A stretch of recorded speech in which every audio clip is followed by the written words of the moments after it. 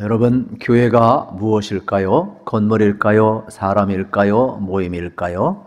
아니지요.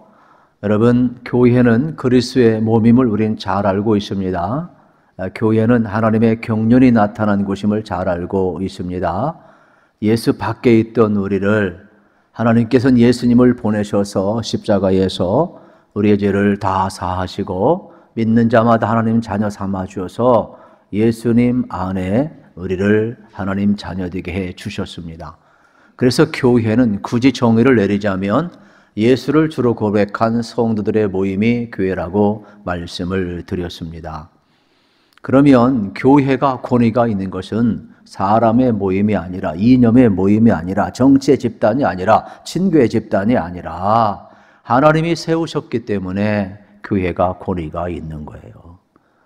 그렇다면 교회 안의 직분자들도 하나님께서 주신 것이기 때문에 여러분 대단히 귀한 겁니다. 그런데 어느 순간부터 명예가 되어버리고 또 세상적인 어떠한 여러분 자랑스럽건 하나의 그냥 포지션 정도로 여기는 분도 더러 있을지 모르겠습니다. 그러나 교회의 직분은 일하는 직분임을 오늘 다시 한번 우리가 나누고자 하는 것입니다. 그러면 오늘 로마서 16장 우리가 보게 되는데, 로마서 16장은 어떠한 내용이냐? 바울이 하나님을 위해 또 맡겨진 사명을 감당하다가 함께 수고한 자들에게 문안 인사를 보내는 그러한 내용이 되겠습니다. 원래 로마서는 그냥 1장부터 15장까지 끝나도 돼요. 그런데 부록으로 16장까지 있는 이유가 뭘까? 바울은 일생을 살아가면서 주를 위해서 수고한 이들을 잊을 수가 없었습니다. 그래서 이 로마서 16장은 서신의 형태를 띠고 있으면서 바울과 함께 수고했던 사람들에게 사랑과 존경을 가지고 문안 인사하는 내용이 되겠습니다. 그러면 모든 서신서의 특징이 뭐냐? 처음에는 문안 인사예요. 그리고 전달하고자 한 내용을 써요. 그리고 마무리도 이제 문안 인사로 끝나게 되는 것입니다.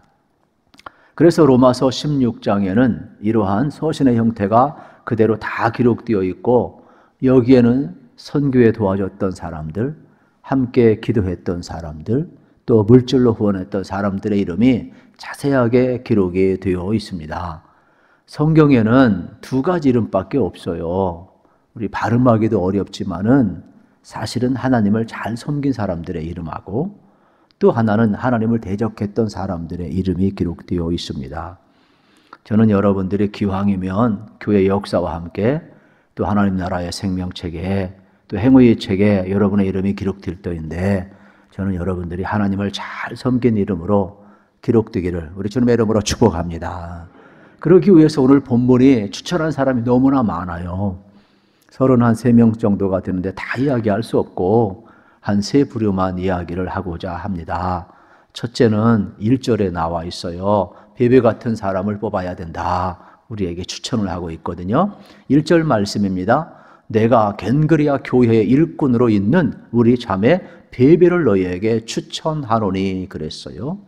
베베라는 사람은 겐그리아 교인이에요. 그런데 바울이 로마에 있는 교인들에게 서신서를 써 주었을 때 약 15km나 되는 이 거리를 가요. 시간을 내요. 그리고 자원해요. 그리고 헌신하고 봉사를 하고 있는 장면을 우리 이제 볼 수가 있습니다. 교회의 일꾼은 어떠한 사람이냐? 그 당시 여러분 사실 아이나 여성이 중심에 들어온다. 거의 어렵죠. 욕먹을 각오하는 거예요. 사이가 남성 중심의 사이였단 말이에요. 누가 뭐 알아주는 것도 안 해요.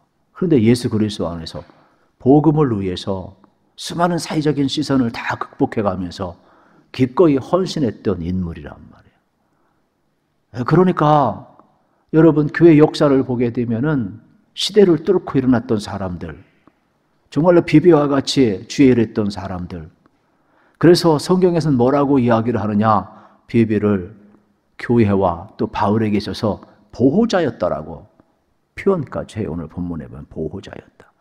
어머니 심정으로 돌보고 함께 일했다라는 거예요.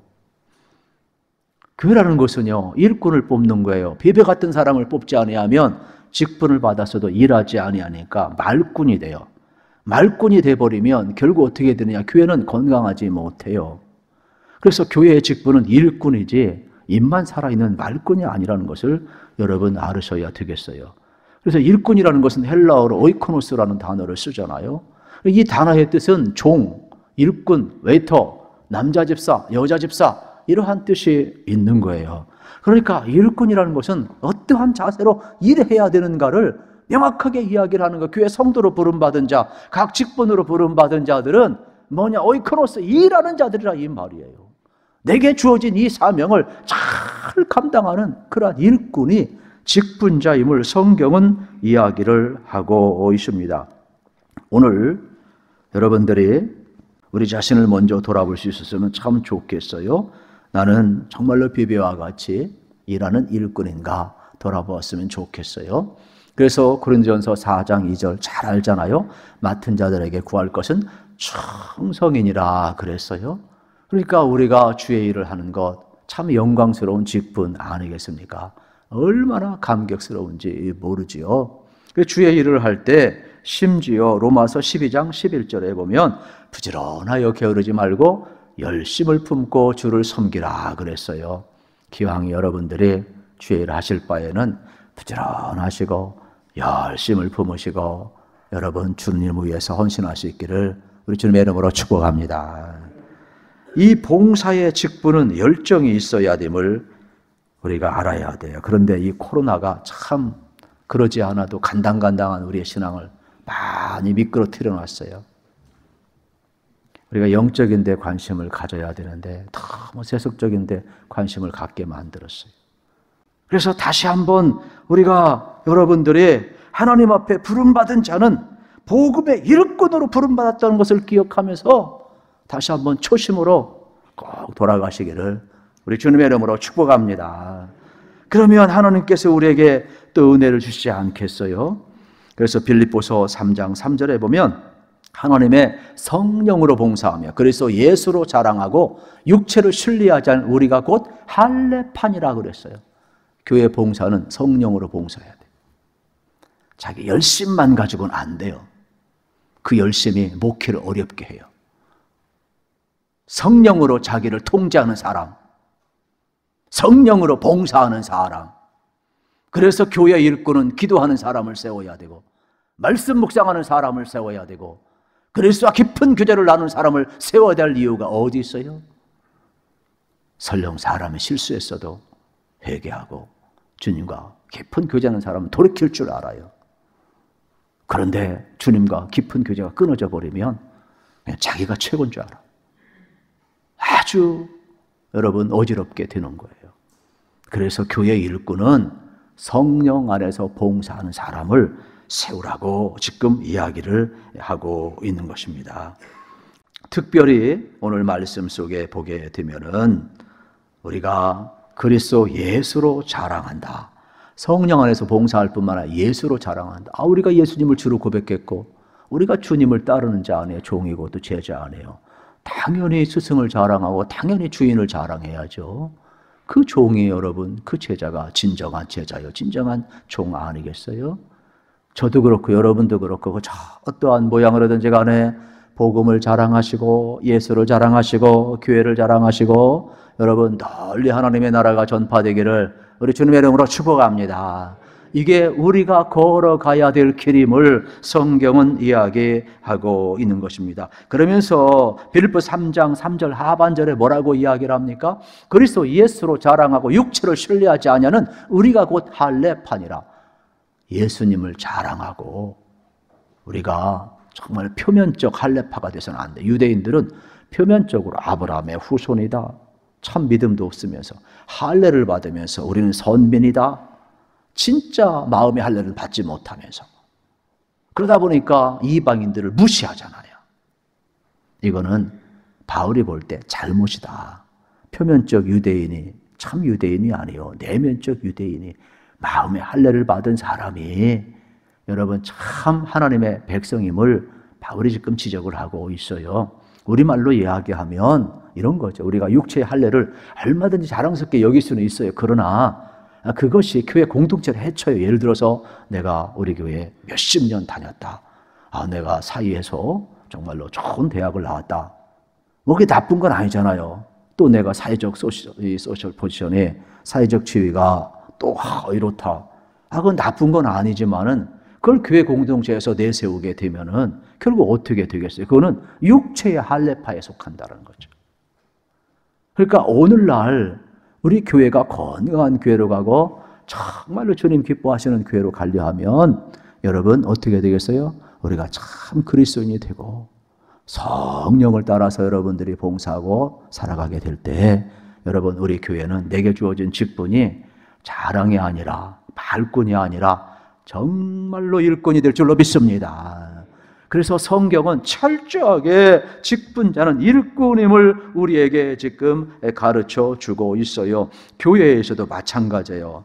저는 성경을 연구하고 말씀을 전하면서 참 이거를 전할까 말까 고민을 많이 했는데 그냥 성경에 있으니까 전하는데요. 이 디모데후서 4장 14절에 보면 바울의 아픔이 나와요. 구리 세공업자 알렉산더가 내게 해를 많이 입혔음에 주께서 그 행한 대로 그에게 갚으시리니 그랬어요. 바울은요 웬만하면 사람 미워하지 않거든요. 바울은 주님 말씀대로 원수까지 사랑한 사람이거든. 바울은 은사장에서 사랑은 오래 참고 사랑은 온유하며 사랑은 무례히 행치 아니하고 그러면서 고린도 13장을 우리에게 소개를 했잖아요. 이러한 바울인데 디모데후서 4장 14절에서는 뭐라고 그래요? 구리 세공업자 알렉산더를 향해서 주님 저 사람이 내게 행한 대로 주님이 저 사람이 갚아주세요. 이렇게 기도하고 있어요. 이거 어떻게 제가 설명해야 될지 모르겠어요. 그냥 말씀 있는 그대로 여러분들이 이해하시면 돼요. 얼마나 바울이 마음이 아팠으면 주님도 저 사람에게 그대로 행해 주세요 기도했을까. 여러분 우리 성도는요 서로 위로하는 자가 돼야지 서로 해치는 자가 돼서는 안 돼요. 저는 여러분들이 정말로 위대한 주님의 일꾼으로 다시 한번 우뚝 서시기를 우리 주님의 이름으로 축복합니다. 그래서 철저하게 우리는 돕는 동역자로 서야 돼요. 두 번째로는 브리스길라 아굴라 부부 같은 동역자를 뽑아야 된다라고 우리에게 권면하고 있어요. 3절이에요. 같이 읽겠습니다. 너희는 그리스도 예수 안에서 나의 동역자들인 브리스가와 아굴라에게 문안하라. 아멘. 브리스가나 브리스길라나 같은 말이에요. 그러면 이들은 원래 유대인이죠. 그런데 로마 가서 살았어요. 천막을 지으면서 그들은 성공을 했어요. 그런데 로마에 복잡한 문제가 발생을 하면서 로마 황제는 그리스도인들을 전부 추방시켰어요. 그렇지 않으면 다 투옥시켰어요. 그래서 그 핍박을 견딜 수 없어서 전부 다 로마를 떠나게 됐어요. 그때 떠날 때 그가 1차적으로 도착한 곳이 어디냐? 고린도예요. 그래서 고린도에서 일시적으로 머물고 있다가 거기서 누구를 만나냐? 바울을 만나요. 바울도 그 지역에 어떻게 복음을 전할까 하다가 같은 이 텐트 메이커로서 그가 이 브리스길라 아굴라 부부를 만나서 동역을 하게 되는 거죠. 원래도 고린도에서 만났던 또 어떻게 보게 되면 동역자였지만은 오늘 성경은 뭐라고요? 동역자인 주 안에서 동역자인 브리스가와 아굴라를 문안하라 이야기하는 거예요. 주 안에서 주 밖에 있는 자가 아니라 주 안에 있는 자가 여러분 일꾼이 되어야 되는 거예요. 주 밖에 있는 자가 일꾼이 되면 말꾼이 되고 어려워요. 동역자는 힘을 보태는 사람이에요. 여러분 수학기호에 더하기가 있고 빼기가 있고 곱하기가 있고 나누기가 있어요. 이 목회를 하다 보면 어떤 사람을 만나면 어떻게 돼요? 더하기처럼 막 힘을 보태는 사람이 있어요. 어떤 사람을 만나면 빼기처럼 힘 빠지는 사람이 있어요. 그런데 어떤 사람을 만나면 단 둘이 만났는데 둘이 아니라 1 더하기 1이 2가 아니라 곱하기가 돼가지고 시너지 효과가 엄청나는 거예요. 그래가지고 뭐 시간을 쓰든 물질을 쓰든 뭐 함께 뭐를 하든 아깝지가 않아요. 막 시너지가 나오니까. 그런데 어떤 사람은 뭐 좀 같이 있고 일 좀 하려면 아주 그냥 마이너스보다도 나누기를 하니까 더 감당하기 어려워. 그냥. 자꾸 나눠지니까. 그래서 우리는 어떠한 사람이 되어야 되느냐? 동역자가 돼요. 힘을 보태는 사람이 되어야 돼요. 이러한 사람을 뽑으라는 것이죠. 우리는 주의 직분을 받아서 방관자가 되어서는 안 되겠어요. 발을 걷어붙이고 땀을 흘리고 함께 어깨를 나란히 하면서 힘을 보태는 동역자가 되어야 된다. 그래서 오늘 본문은 제가 다 소개 못해서 송구스럽습니다만은 오늘 9절에 보아도 이렇게 이야기, 그리스도 안에서 우리의 동역자인 이 동역에 계속 강조점을 두고 있어요. 계속해서 힘을 보태는 사람. 이러한 사람을 뽑으라 이야기를 하고 있습니다. 그런데 더 놀라운 사실은 이 프리스길라와 아굴라를 소개하며 동역자일 뿐만 아니라 그를 이렇게 기억하고 소개까지 하네요. 4절에요. 4절에 보게 되면은 그들은 내 목숨을 위하여 자기들의 목까지도 내놓았나니 나뿐 아니라 이방인의 모든 교회도 그들에게 감사하느니라. 바울은 참 행복한 전도자다 생각을 해요. 왜요? 자기를 위해서 목숨을 내놓는 프리스길라 아굴라가 있다라는 거예요. 여러분, 저도 그렇고 여러분도 그렇고 우리를 위해서 누가 목숨을 내놓겠어요? 그런 사람 없어요. 혹시 목숨을 내놓을 사람이 있다면 여러분 부모님 정도, 어머님 정도? 근데 저는 부모님 다 돌아가셔가지고 나를 위해 목숨 내놓을 사람은 없어요. 그래서 아싸리 저는 포기하고 사는데 여러분들 혹시 기대할지 모르겠네요. 여러분 주변의 사람이 여러분의 목숨을 낸다고 생각하지도 말고 기대하지도 마요. 자식이 부모에 죽어요. 택도 없는 소리예요. 기대하지도 마세요.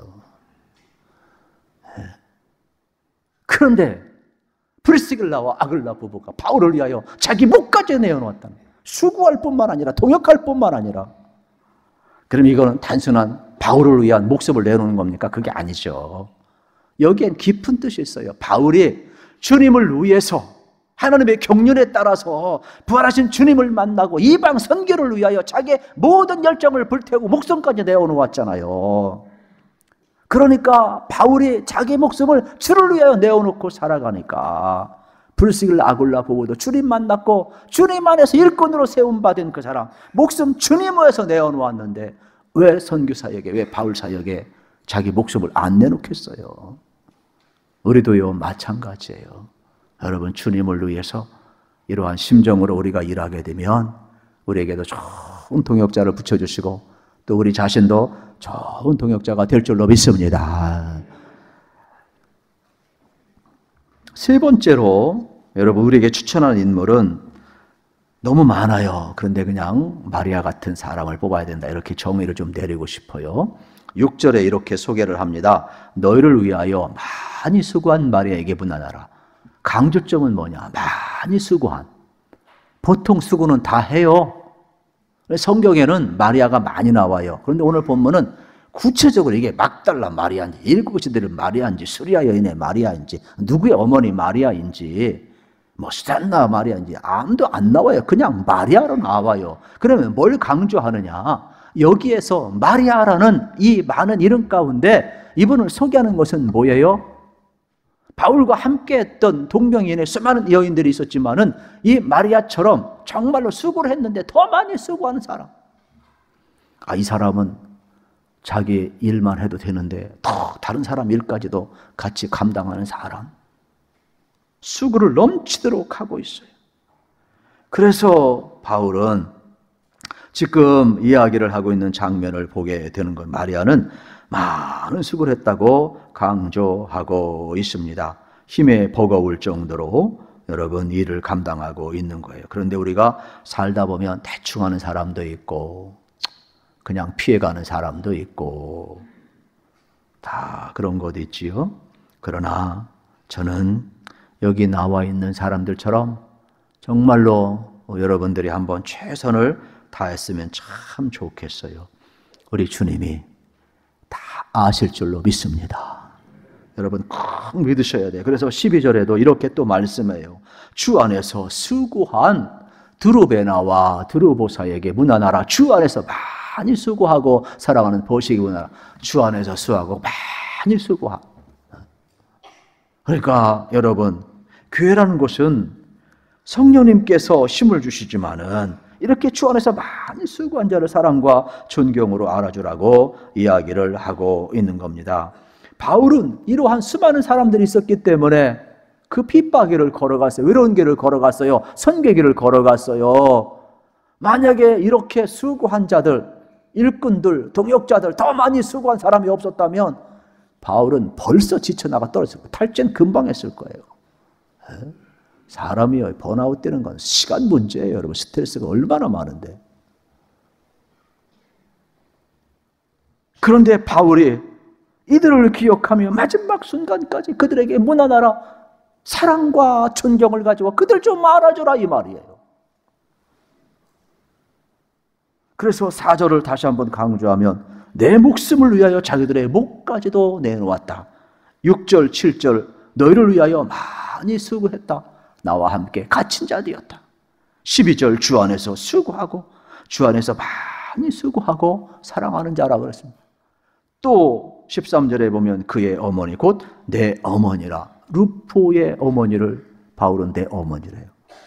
루포가 누구냐? 마가복음 15장에 보면 예수님이 골고다 언덕 오르실 때 거기 구경 왔던 사람 가운데 구레네 사람 시몬이 있어요. 그런데 억지로 십자가를 지게 되었어요. 억지로 십자가를 져서 알렉산더와 루포가 초대교회 교보가 되고 복을 받아요. 여러분들이 수고하면 억지로 수고해도 억지로 십자가 져도 그의 가문이 복을 받고, 여러분 교회 역사에서 여러분 초대교회 교보라는 건 대단한 겁니다. 여러분 엄청난 신앙의 명문가를 이루었어요. 억지로 수고해도 여러분 이러한 짐을 져도 복을 주시는데, 우리가 주 안에서 부름받은 이 직분에 감격을 가지고 수고할 때 얼마나 영광스러운 직분이 되겠느냐, 이 말이에요. 우리가 다 목사일 수 없어요. 우리가 다 장로일 수 없어요. 다 권사일 수 없어요. 다 집사일 수 없어요. 우리가 그럼에도 불구하고 우리는 우리의 달려갈 길 최선을 다해서 달려가야 돼요. 감독은 알아요. 너는 네 사명을 잘 감당했노라. 금메달 딴 사람처럼 주 안에서 수고한 자 바울만 기억하는 게 아니에요. 여기에 나오는 33명의 사람, 수많은 사람들의 이름을 우리 주님은 동일하게 기억하고 있다는 것을 여러분 기억하셔야 돼요. 여러분의 인생은요 아직 최고의 순간이 오지 않았어요. 그러므로 오늘의 결과에 일비하지 마시고 내 인생은 아직 최고의 순간이 오지 않았다는 것을 기억하시면서 앞으로 하나님이 여러분을 쓰시고자 할 때 귀하게 쓰임받을 수 있기를 축복합니다. 그래서 우리는 기억해야 돼. 우리가 어떠한 인물로 기억될 것인가. 바울은 놀라운 고백을 하잖아요. 이렇게 자기가 주를 위해 수고했던 인물들을 다 기억하면서 로마서 16장을 쓰고 있어요. 사랑과 존경을 표시하면서 문안 인사를 하고 그들 좀 제발 알아줘라고 이야기했어요. 자기만 금메달 땄기 때문에 자기만 알아달라고 하지 않았다니까요.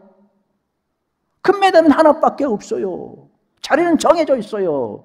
그러나 그와 함께 페이스를 맞추면서 최선을 다해 30km 달려간 그 사람도 똑같이 뭐예요? 다 금메달 값인 거예요. 다 영광스러운 것임을 알으셔야 돼요. 그래서 우리의 생각을 좀 넓히시길 바라고, 그래서 여러분들이 우리 교회 역사와 함께 하나님의 역사 앞에서 여러분들이 어떻게 기록될 것인가를 생각하면서 살았으면 좋겠어요. 그는 비비처럼 일꾼이었다. 그는 브리스길라와 아굴라처럼 정말로 성도와 목회자의 보호자였다. 그는 마리아처럼 더 많은 수고를 한 사람이었다. 이렇게 기록될 수 있는 귀한 복음의 일꾼 꼭 되셔서 살아가시기를 우리 주님의 이름으로 축복합니다.